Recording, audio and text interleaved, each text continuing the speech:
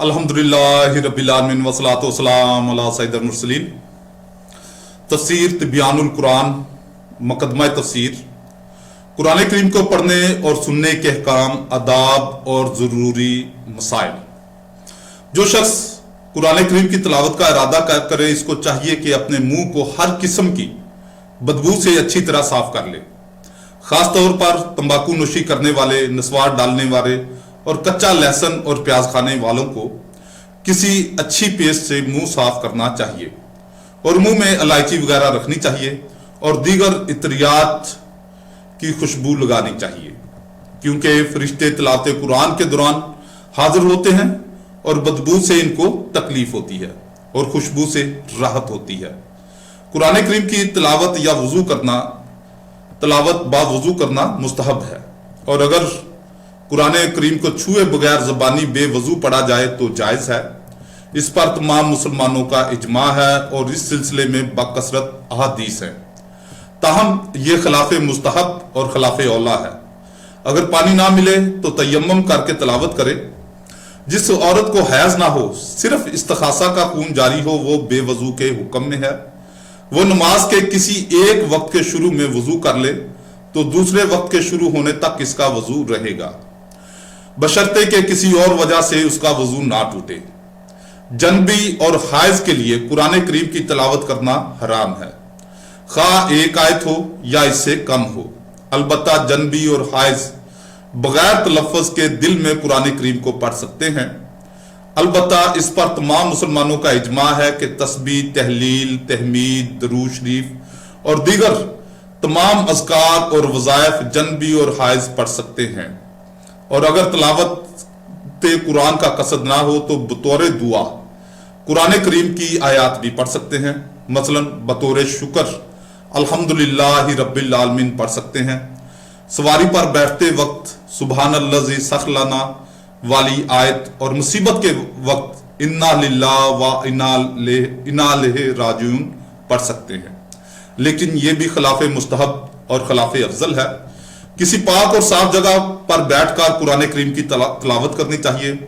मस्जिद में तिलावत करना बहुत उम्दा है। इसी तरह इत्काफ में, और जब भी इंसान मस्जिद में दाखिल हो इत्काफ की नियत करे। अगर मस्जिद में तन्हा हो तो मतवसत बुलंद आवाज से तिलावत करे, और अगर और लोग भी तिलावत कर रहे हों या दूसरे लोग नमाज और अज़कार में मशगूल हों तो फिर आहिस्ता तिलावत करे, ताकि किसी की तिलावत और इबादत में खलल ना पड़े।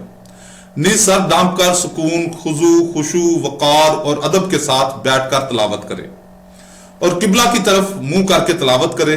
हदीस में है कि बेहतरीन नशिस्त वो है जिसमें मुंह किबला की तरफ हो। इमाम अबू दाऊद ने हजरत अली रज़ी अल्लाह ताला अन्हु से रिवायत किया है कि हम्माम में कुरान करीम की तिलावत ना करे।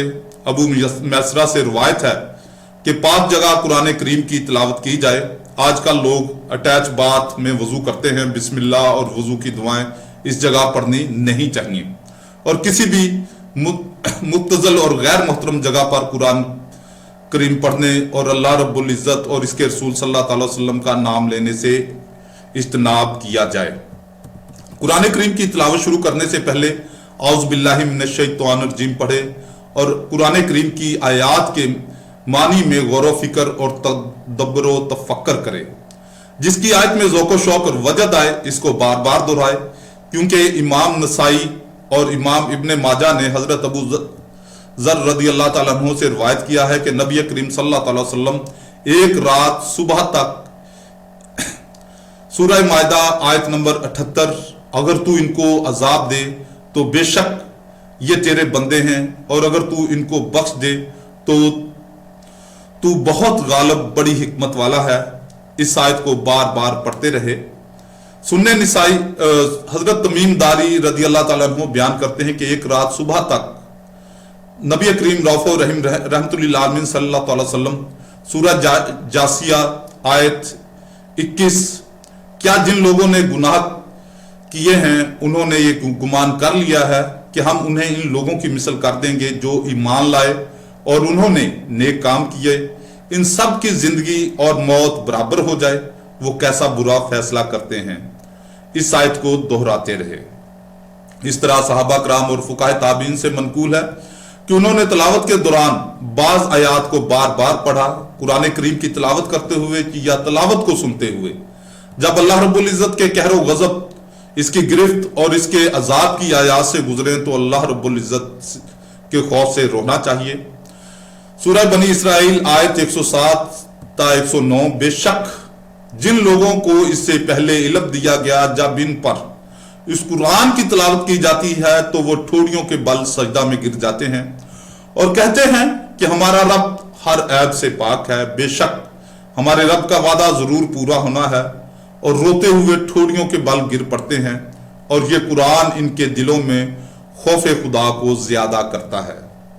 इस सिलसिले में बाकसरत हदीस हैं। नबी करीम रऊफ रहीम रहमतुल्लिल आलमीन सल्लल्लाहु अलैहि वसल्लम ने फरमाया, कुरान करीम पढ़ते हुए रो, अगर रोना ना आए तो कोशिश करके रो।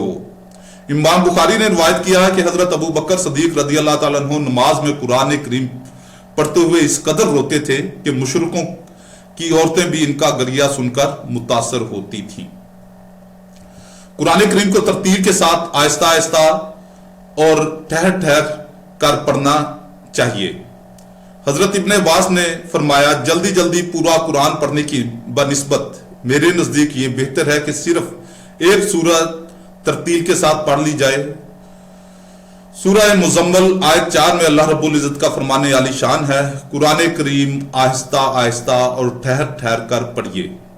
मुजाहिद से रिवायत है कि हमें जल्दी जल्दी कुरान पढ़ने से मना किया गया है। इमाम मुस्लिम ने हजरत अब्दुल्ला बिन मसूद रदी अल्लाह ताला अन्हु से रिवायत किया है कि कुछ लोग कुरान पढ़ते हैं और वो इनके गलों के नीचे से नहीं उतरता, लेकिन जब कुरान दिल में ठहर कर जम जाए तो नफा देता है। तरतील के साथ पढ़ने में कुरान की ज्यादा तौकीर और एहतराम है और इसकी दिल में ज्यादा तासीर होती है।